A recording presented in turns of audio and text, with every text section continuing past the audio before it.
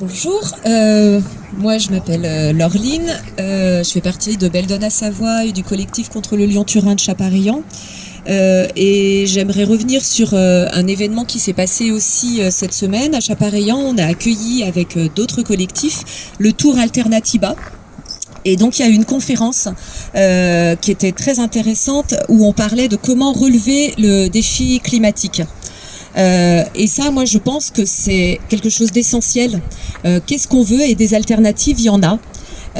Et ce qui nous inquiète, c'est que nous, on est vraiment pour le train. Et ça, je veux vraiment que les gens le comprennent, parce que malheureusement, tout le monde nous dit mais vous êtes contre le train. Pas du tout. Nous, on est pour le train et on pense que c'est une solution pour le défi climatique. Sauf qu'on peut le faire tout de suite et on n'est pas obligé d'attendre des dizaines d'années.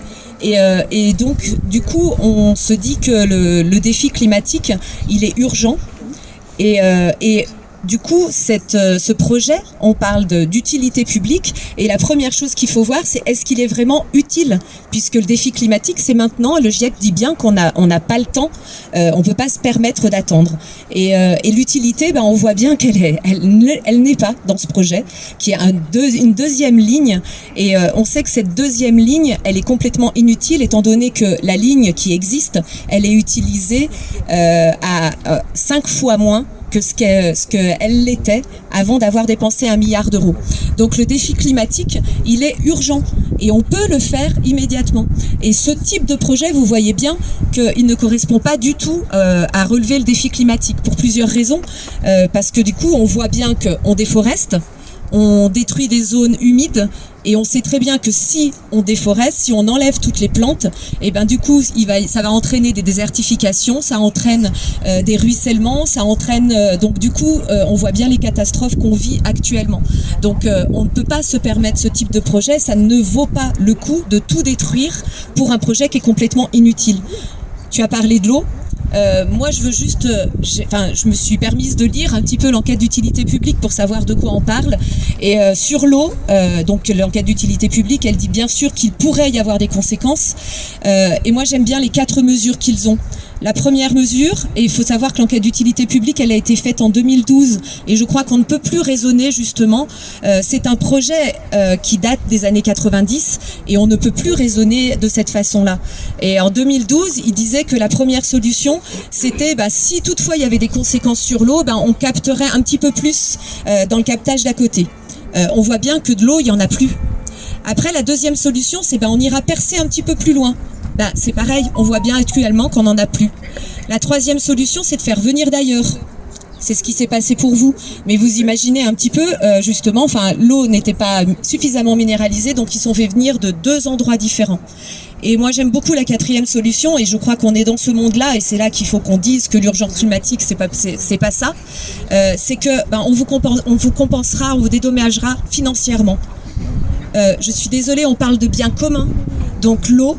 Les terres agricoles, on sacrifie les terres agricoles, on en a parlé suffisamment dans le bus, toutes les terres agricoles entre justement Chaparillan et les Sauts, donc entre le tunnel de Chartreuse et le tunnel de Belledonne, on nous parle d'autonomie alimentaire, l'alternative elle est là, et c'est pas en détruisant des terres agricoles que du coup on va pouvoir affronter ce changement climatique.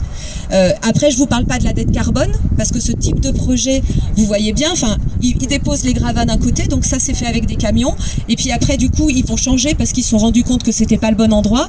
Et puis je vous parle pas de tous les gravats et puis aussi de tous les matériaux qu'ils vont être obligés de transporter pour pouvoir faire du béton, de la consommation électrique des tunneliers, parce qu'ils veulent en faire fonctionner 7 d'un coup là. Je sais pas si vous mesurez, et nous on nous demande de baisser la température de notre logement. Et là, on va parler je crois qu'on parle en téra, c'est ça? Je dis pas de bêtises. Terawatt-heure.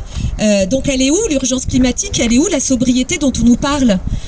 Donc voilà, moi je voudrais juste dire ça. Oui, bien sûr qu'au départ on s'est un petit peu renseigné sur ce projet parce que ça passait à côté de chez nous. Et puis quand on va un petit peu se renseigner, on voit bien que du coup on veut plus ce monde-là effectivement, et on aimerait pouvoir mettre le vivant au milieu de ce monde et pas cette productivité et pas cette destruction, parce que je vous rappelle qu'il existe une ligne et qu'on peut mettre les marchandises, on est d'accord, nous on veut utiliser le train et du coup on veut vraiment effectivement pouvoir comment dire, se battre. Nous, il y en a des alternatives, il y en a plein. Mais en tout cas, on est sûr d'une chose, c'est que c'est pas celle-ci. Voilà, merci.